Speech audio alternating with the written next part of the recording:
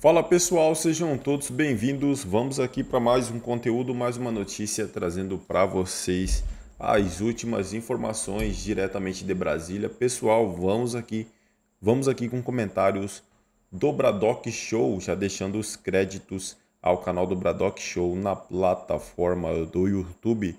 Se não é inscrito no canal, se inscreva, deixe seu like e o seu comentário, que isso faz uma enorme diferença para a gente aqui dentro da plataforma. O YouTube entende que o conteúdo é relevante e entrega para mais pessoas agora.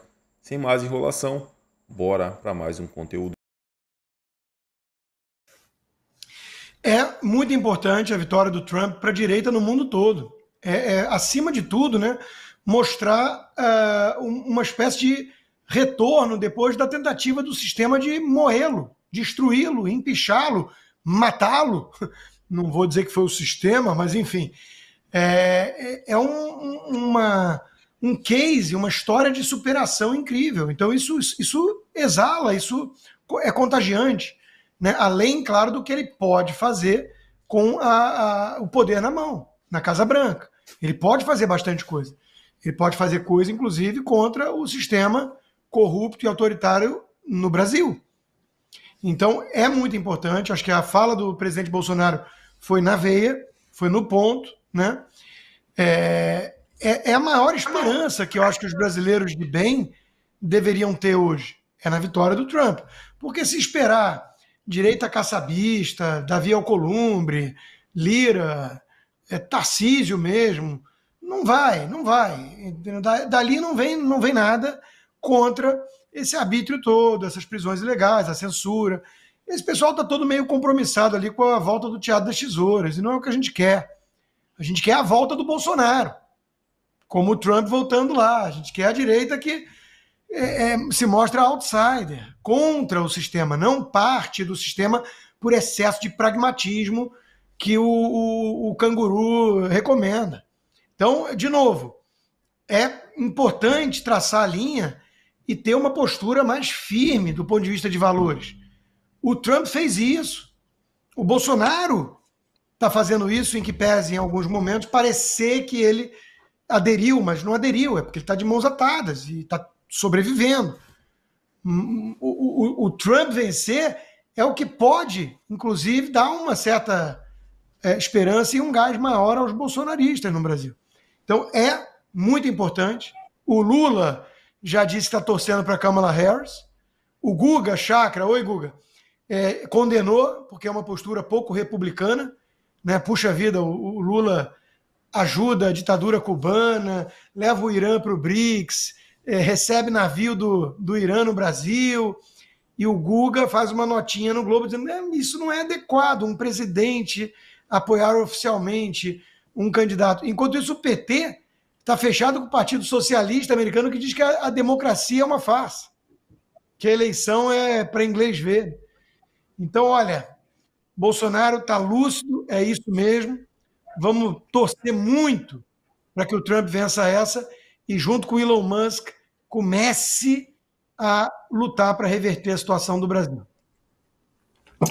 Bom, e olha, sobre a eleição americana, a gente acabou de colocar no ar, aqui no chat do YouTube, do Braddock Show. Aliás, peço que você vá curtindo, hein? A gente chegou aqui, 25 mil telas nos assistindo e só 5 mil curtidas, um quinto, hein? Dá para subir esse número, peço que você vá deixando likes, não esqueça não. Às vezes o programa tá bom, você fica aqui assistindo, esquece de curtir, mas peço que você deixe likes, tá? É um gesto importante aqui, ajuda muito o desempenho do nosso canal. A eleição em si, como é que tá? Faltando um dia agora. Tem favorito? Donald Trump continua como favorito? Como é que você vê o cenário de momento para a votação de amanhã? Brown, eu vou ser muito sincero com o nosso público, que é a única coisa que eles merecem e eu devo fazer. Qualquer coisa é possível nesse momento. A última pesquisa do Atlas, que saiu nos estados pêndulo, nos swing states, dão Trump com margem, dentro da margem de erro, com liderança em todos eles. A campanha do Trump tem mais momentum. Na mesma época, em 2020, quando o Trump perdeu, a situação estava pior para o Trump nas pesquisas. Na bolsa de apostas, o Trump é o favorito. As ações da Truth Social, a empresa do Trump de rede social, dispararam. Então, assim, somando tudo isso, Eu diria, deixando a torcida de lado, que eu torço, é óbvio, eu diria que a aposta mais segura seria no Trump. Isso é o gut feeling, isso é o sentimento. Qual é o problema? O problema é que já tem decisão de Suprema Corte Estadual anulando votos porque imigrantes ilegais votaram, 2.000 e tantos votos. Já tem denúncias de que algumas coisas esquisitas aconteceram. Aí eles vão lá e dizem que isso é chororô de mal perdedor. Não é. A mídia joga pesado, é uma eleição no mínimo manietada. Lá na eleição de 2020, esconderam o laptop do Hunter Biden, filho do Joe Biden. Esse ano, voltaram a falar do Trump nazista e blá, blá, blá, e a Kamala Harris é vendida como uma pessoa moderada. Então, a imprensa joga muito pesado. O que nós vamos ver é um plebiscito se a velha mídia ainda tem alguma influência ou não. Porque se o Trump vencer, é a derrota da imprensa, acima de tudo. O que esses caras estão fazendo é podre. É impressionante as manchetes.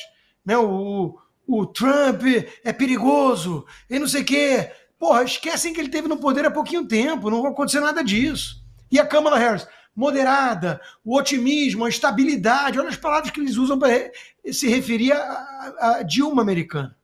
Uma besta quadrada, radical.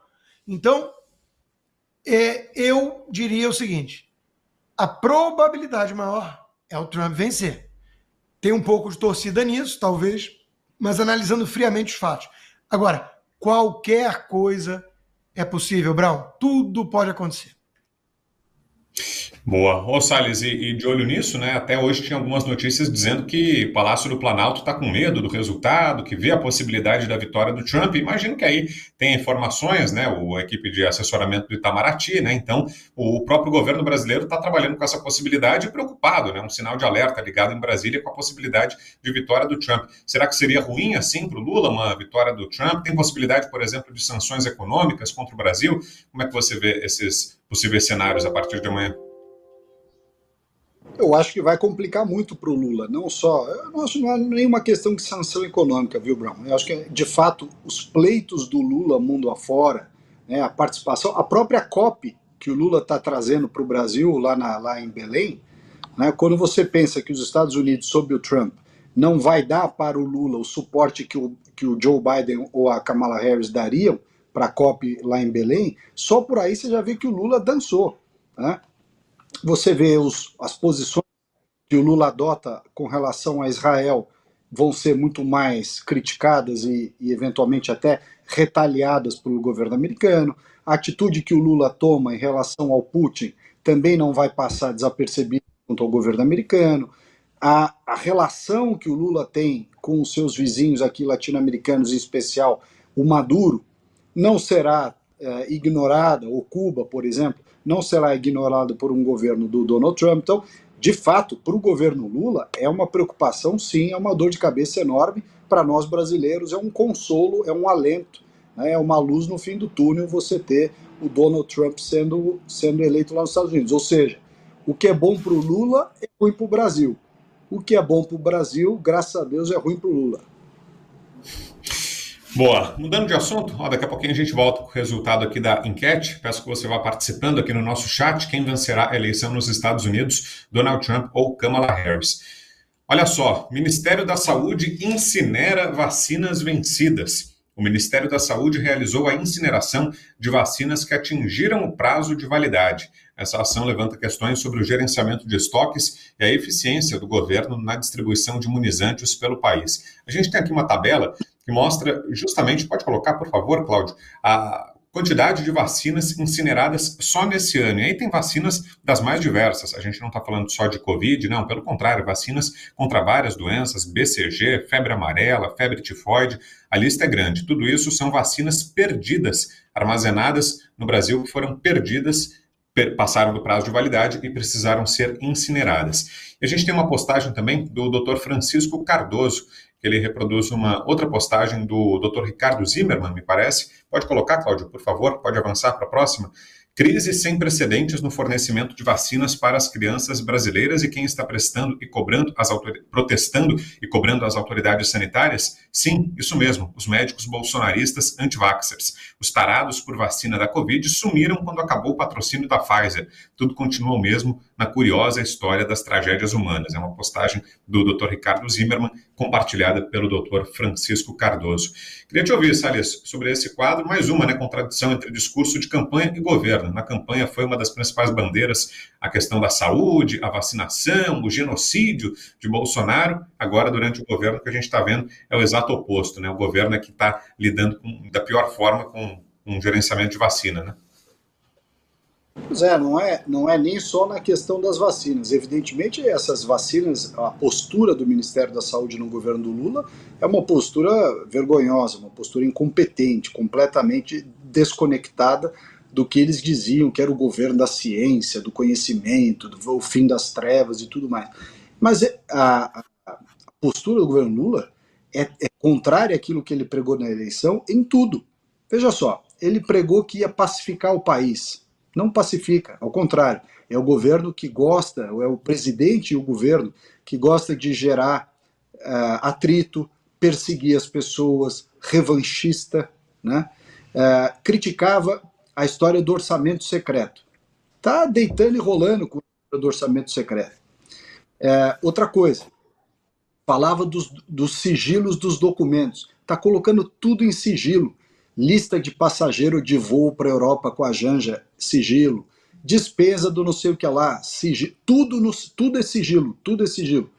Outra coisa, falaram que o dólar lá no governo do presidente Bolsonaro lá atrás era consequência de um governo incompetente, que não tinha credibilidade. Bom, o dólar está explodindo, né? O governo do amor que ele prometeu nunca chegou, ao contrário, o governo do rancor, né? E, enfim, são tantas as promessas e tantas as queimadas, né? As queimadas, a proteção ao meio ambiente, a parte de segurança pública, enfim, todos, qualquer assunto do governo Lula que você pegar, tudo que ele prometeu em campanha, ele está fazendo o contrário aqui durante a gestão do governo. A única coisa que ele não prometeu na campanha e que ele está fazendo exatamente igual como ele ia fazer, ele nunca disse que ia deixar de se alinhar com os países que eles têm identidade ideológica.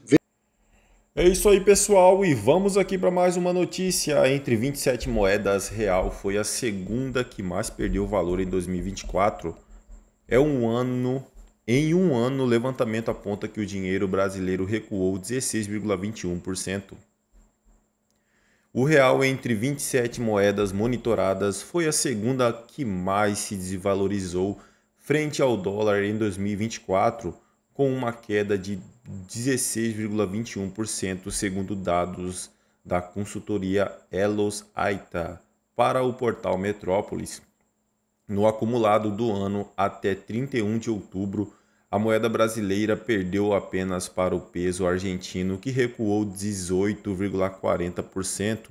Analisando apenas outubro, o real também ficou em segundo lugar entre as moedas que mais perderam valor, ficando atrás do peso chileno. Em 2024, apenas 3 moedas se valorizaram em relação ao dólar: o dólar de Hong Kong, a libra esterlina e o rand sul-africano.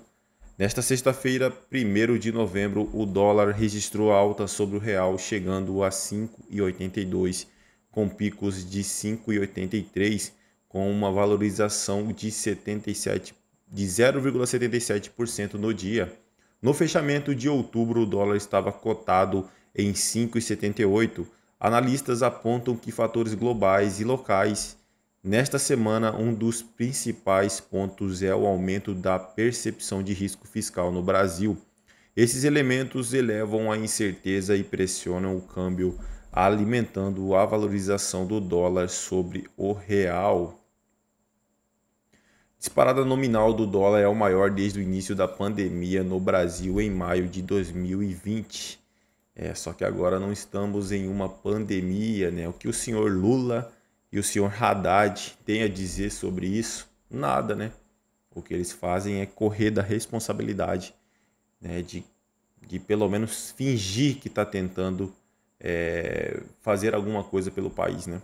É isso aí, pessoal. Agradeço a vocês pela companhia. Se não é inscrito no canal, se inscreva, deixe seu like e o seu comentário, que isso faz uma enorme diferença para a gente aqui dentro da plataforma. Não se esqueçam, pessoal, de se inscreverem, e quando forem se inscrever, ativem o sininho das notificações, porque assim que a gente postar um conteúdo, chegará diretamente em seu smartphone ou em seu computador.